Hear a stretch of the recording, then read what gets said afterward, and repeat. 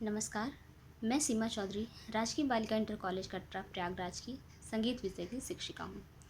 आज हम जिस विषय पर चर्चा करने जा रहे हैं वह कक्षा 9 के लिए उपयोगी है। विषय है ताल लिपि पद्धति। तो आइए सबसे पहले हम जानते हैं ताल लिपि पद्धति कहते किसे हैं।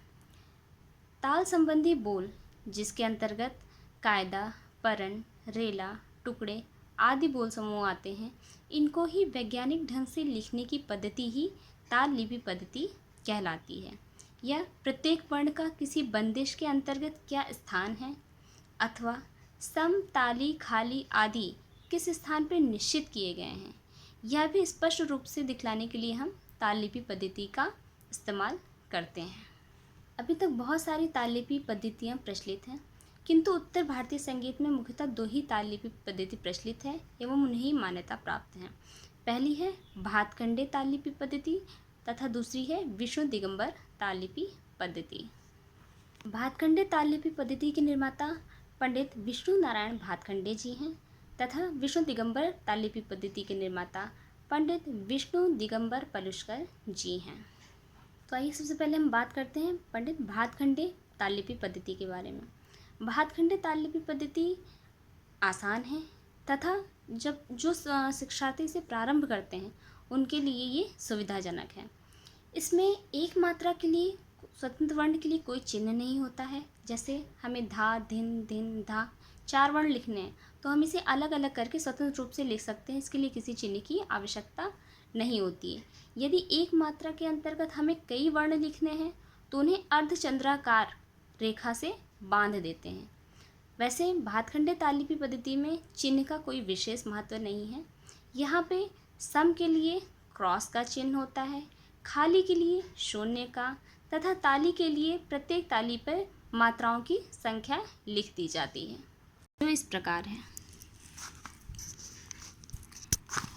एक मात्रा धा कोई चिन्ह नहीं होता है।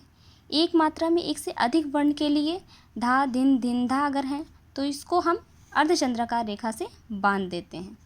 यदि हमें मात्राओं को बढ़ाना है तो हम अवग्रह का प्रयोग करते हैं। सम के लिए क्रॉस का चिन्ह, खाली के लिए शून्य तथा ताली के लिए ताली की संख्या लिख दी जाती है, जैसे 1, 2, 3 आदि।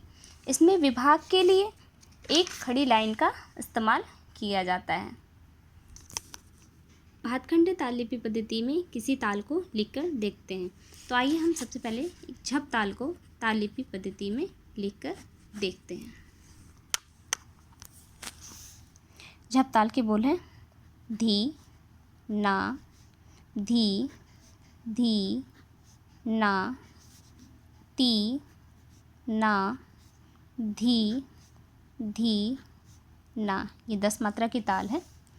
अब हम इसमें सारे वर्ण अलग अलग होते हैं, इसलिए इसमें किसी भी चिन्ह की आवश्यकता नहीं होती है। 2 3 2 3 का विभाग होता है, इसलिए हम 2 3 2 3 2 और 3 और 2 और 3 मात्राओं पर विभाग होता है, इसलिए 2 मात्रा के बाद विभाग लगा देंगे और 3 मात्रा के बाद विभाग लगा देंगे। इसमें पहली मात्रा को सम कहते हैं। सम दिखाने के लिए हम क्रॉस का चिन्ह लगाते हैं। इसमें पहली, दूसरी, तीसरी, चौथी, पाँचवीं और छठी मात्रा पर खाली होती है, तो खाली के स्थान पे शून्य दिखाते हैं। और ताली के लिए जैसे मैंने बताया संख्या लिख दी जाती है, तो सम 2 0 3। ठीक है, यह थी भातखंडे ताल लिपि पद्धति। अब हम बात करते हैं विष्णु दिगंबर ताल लिपि पद्धति के बारे में। यह ताल लिपि पद्धति भातखंडे ताल लिपि पद्धति से कहीं अधिक विस्तृत एवं वैज्ञानिक है। इसको समझ मात्रा तथा चिन्हों पर विशेष ध्यान देना होगा।